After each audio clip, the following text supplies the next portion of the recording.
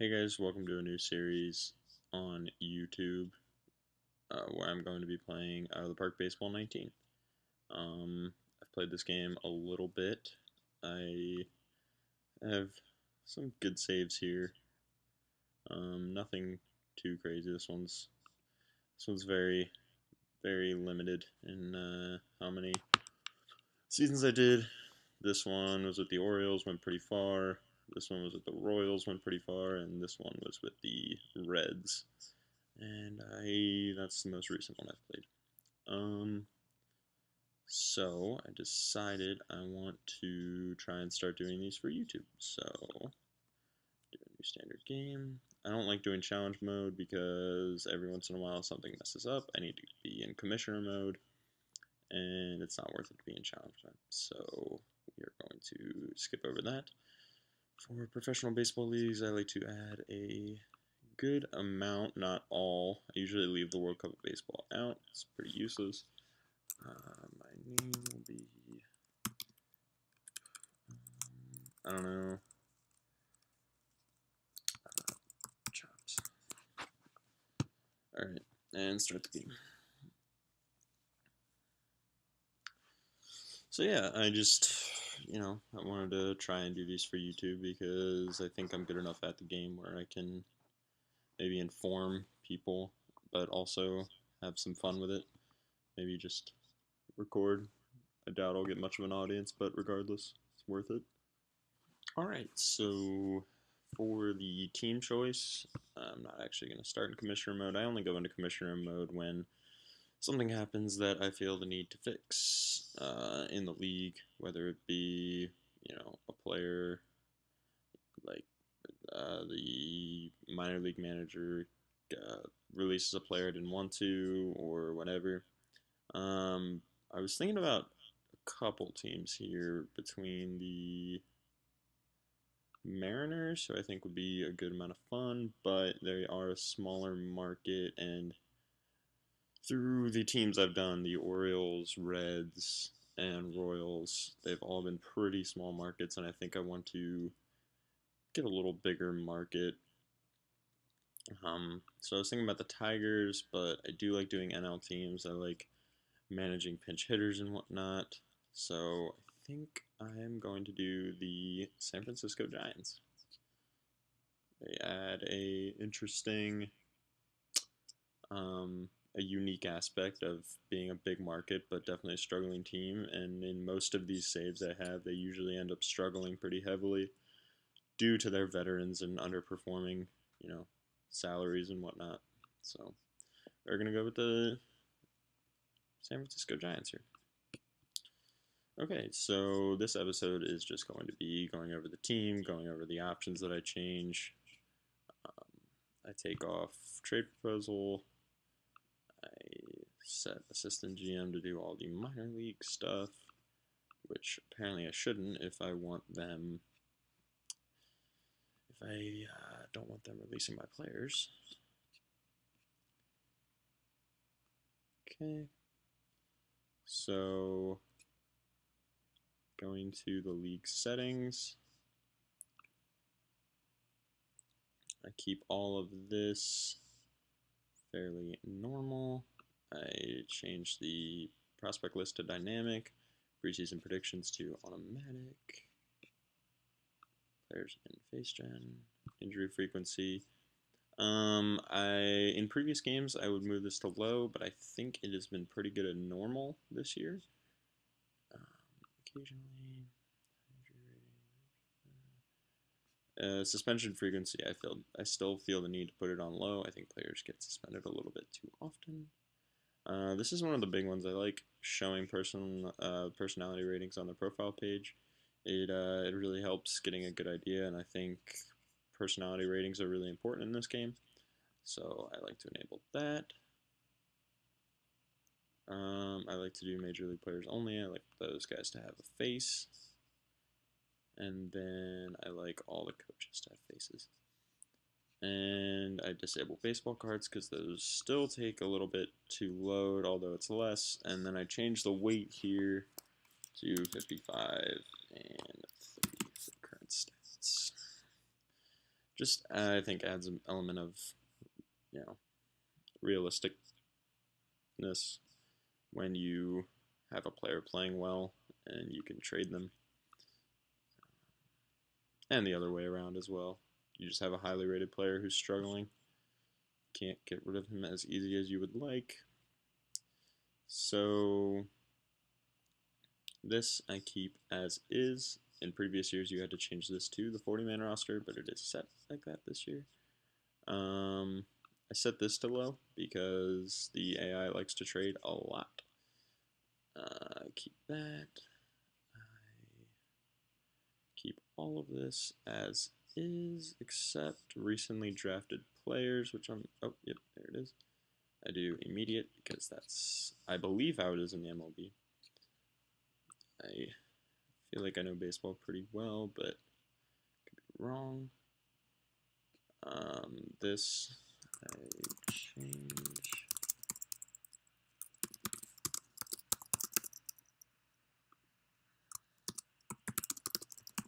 to the actual award names, which I don't know why they don't have those as the actual award names now, but it is how it is. That's all added up. Stats and AI. I know straight out of Boston, the person who, the YouTuber is probably most famous for these series, likes to change the strikeouts. I have not had the same experience with becoming hitting dominant leagues, so I like to keep it as is, at least for now. And we are in a pretty pitcher-friendly park for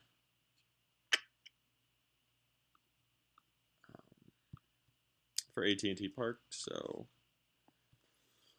shouldn't be a big deal here in San Francisco. He wants to play close to 500 ball, sign Andrew McCutcheon to an extension. I doubt that will happen. Keep building your team in order to reach the playoffs in 6 seasons. That is not a very lofty goal. I am a 19-year-old manager, which is not the case. I'm not 19 years old, but I suppose close enough. A huge market size. Should be able to build some pretty good teams at that. And for the reasons I like to do bigger market teams, they've been displayed in many other videos, but not on my channel, but other videos in general, because this is the first video on my channel. But you know, I like to build around certain guys. I like to be able to build really good teams. I think that's really hard with you know, lower budget teams. Like with my Reds thing, I really wanted to build around Nick Senzel, but you know, Senzel's contract comes up, and I all of a sudden then have to trade him and or have to release him. So the owner is an economizer, normal and balanced. This does really matter when it comes down to it. He is very understanding patience, which is good. So we're not going to get fired anytime soon. But economizer, really struggling there, is going to be tough. Hopefully he doesn't start taking money from us. We do have a very, very, very large market. Can look at all of this when we go to lineups. I like to set this. Usually I will sign a different scout pretty early on because having a good scouting director is really important. Player development. The Giants have a really bad farm system, which is part of the reason I picked them. We have to increase this to $5 million because the international free agents can be some of the best players in this entire thing. And I will bring this down to $5 million. And I can stay at 12. Personnel, so I keep this for now, so I'm not wasting money by releasing guys and re-signing them. But when we start to actually need to contend, I will make sure to bring capable hitting, pitching, bench coach, etc. Scouting director is good. I'd be curious to look at the options for scouting director. See if maybe we want to see. So we're not going to be able to get these guys. Signing Theo Epstein, it's a little cheap, but I love doing it because Theo is a legend. I'd love him to be my scouting director. Nah, we won't do it. I'm not gonna be cheap about that. So now we're gonna start going over the team. Team is in a flux where they went out, got a lot of pretty big name free agents this season, including Andrew McCutcheon and Evan Longoria, but really don't have the talent to compete in a crowded NL West. So, you know, you'd like to see what they can do. I mean, we're in a position where if we do start to contend, then maybe we could start buying, although we don't have a lot of currency to buy with, as our farm system is garbage. But continuing, our pitching is pretty solid. Johnny Cueto on a pretty ugly contract. I know it gets really ugly in this game as well. He had a decent year last year. Obviously struggled with some injuries, but hoping he can be good enough to be at least tradable. Um, Even if we have to add in prospects to get rid of his contract, we do not want a 5-year, $100 million deal on our books, especially not if we're going to be rebuilding. Hunter Strickland, definitely a good reliever, and he ends up in previous games. I've seen him be really good. I wouldn't count on that, but he is solid. Sam Dyson, same idea. Chris Stratton, definitely a guy that I think would be smart to keep around. He looks like he's definitely a major league player. Tyler Beede, 24 years old, looks like he could be serviceable. These guys actually end up being pretty valuable. You know, you don't want to be in the heat of contention and have used up all of your, elite pitching. So I like having Tyler Beede. Ty Block, um, very similar as Stratton. Derek Holland, another free agent signing for them this year. Really struggled last season. I'm not expecting a whole lot from him. If he becomes a tradable piece, I'm happy with it. Um, and then bullpen pieces are pretty much laid out here. Obviously, we expect a good pitch from Strickland. Not a whole lot from anything else. Josh Osich. Okay, going to the lineups. This is where they probably expect a lot, and I don't know how much they're going to get. Going, I'll do this off screen, but I usually clear these lineups and set them how I like them, and then go into the season. But that is time consuming, and I can just show that when I'm finished it. So that'll probably be featured in the next episode. So for this lineup, which starts off with Buster Posey, obviously superstar catcher, struggles with injuries slightly. I think everyone can understand that, but on a decent contract, I mean, I think he can live that out. I will edit that out. He can live that contract out, but chances are, he's not on our team by the end of that contract. He could be traded this year. He could be traded next year. I don't know. See, this is the personality ratings. I think they're very helpful. Having, first of all, like, I think personality ratings have taken a forefront in this year's game, and having a captain on your team is really important, especially a guy like Buster Posey. A captain that can be that good. Brandon Belt, a 29-year-old first baseman. By no means, I think, are we going to be, pushing a trade with him. I think we'll be content trading him if we have to include him in a deal to get a bigger name prospect or whatever, but it's probably not the case. No team's probably going to be super pumped to take 4 years, $16 million of Brandon Belt, although I don't mind having Brandon Belt for sure. He's a good player. He's only 29 years old. Brandon Crawford, very good fielding shortstop. Also, fielding, I think, is much more important than this year's game. Maybe it's just because of the new playing interface, but either way, Brandon Crawford is valuable due to his 70 grade shortstop, and obviously his 60 gap power is very helpful as well. Evan Longoria, coming off a bad year with Tampa Bay, probably the Rays' best player of all time, comes to the Bay Area. Don't have much planned for him in terms of future. Really not a big fan of his contract he got this summer. I don't think Evan Longoria showed much last year, and it's time for regression, so it is curious to see how good he will be. But, I mean, I keep talking about like I'm going to trade all these guys, but if we're in contention, which we very well could be. I mean, Posey can have a 5-win season, Bell can have a 5-win season. Things can fall right for this team, and we could be buying Austin Jackson, very solid player. Joe Panic, always been one of my favorite players in real life. Um, I love his avoid K ratings in this game. I think that is one of the most important ratings. I think avoid K's home run power and contact are really, really important. I think I and gap power take a back seat this year a little bit. Hunter Pence, obviously a Giants legend, although has fallen off a bit in recent years and probably will continue. The big thing with this team is just the contracts. I mean, you have a lot of really, really ugly contracts. Pence not really being one of them. I mean, we can trade him and eat his salary for 1 year. It won't be that big of an issue. But I digress.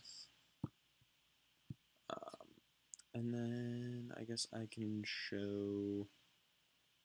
will show our farm system and where we are looking at that. So, players, potential. So what I usually do with, and of course I'll go over the injured guys soon.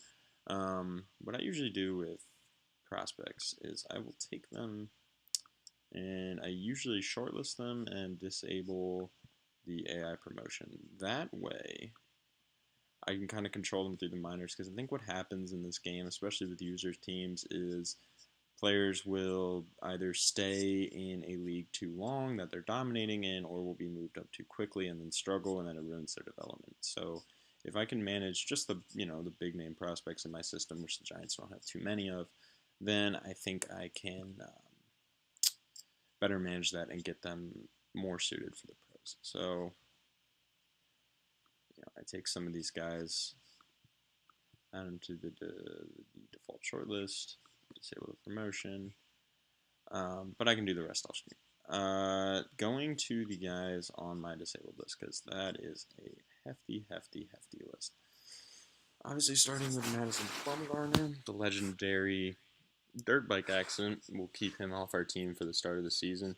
He is an interesting one for trade purposes. He has a very team-friendly deal for the next 2 years. Obviously, that team option would be accepted. But also, he is 1, 2, 3, 4, 5, 6, 7, 8, 9. So after this season, we will not be able to trade him. And usually in this game, you don't see players waiving those 10-5 rights. So he has to be a trade asset or a trade in conversation this season. He's only 28 years old. If he's having a good year, he could get us a big return, and a return that we really want. Specifically, just a top 100 prospect is usually what I go for. But continuing on, I need to better manage that. Obviously, probably the best pitcher in our bullpen is Mark Melancon. He is out for 3 weeks to start the season, less than that because we still have a little bit till the start of the season. But Mark Melancon, definitely a good player. He has this opt-out, which I could see him opting out of that. I could also see him opting in. Either way, it's not going to be beneficial to us, because if he opts in, that means he's overpaid. If he opts out, that means he's underpaid. But definitely another trade candidate if we're struggling.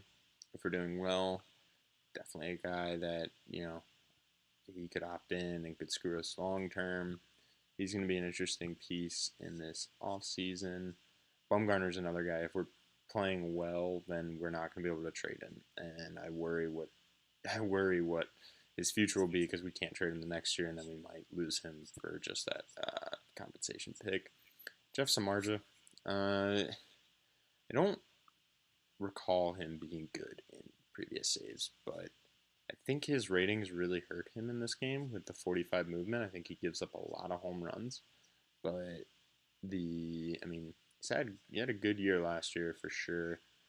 Uh, he'll be back, and he will definitely be a staple in our rotation. Will Smith, another pitcher that I definitely like. I actually had him in my red save, and he was very good, but he will not be with us for a portion of the season. And Julian Fernandez, who is one of my favorite pitchers in this game, he throws 98 to 100 miles an hour. I would like to keep him on the roster for very long to come. I expect him to be in our bullpen. Uh, his like you know until his first contract is up. He's a good player, and I think that will do it. Let me check our development and see if I could find it. Office player development. So Tyler Beede is our top prospect, although he's not much of a prospect.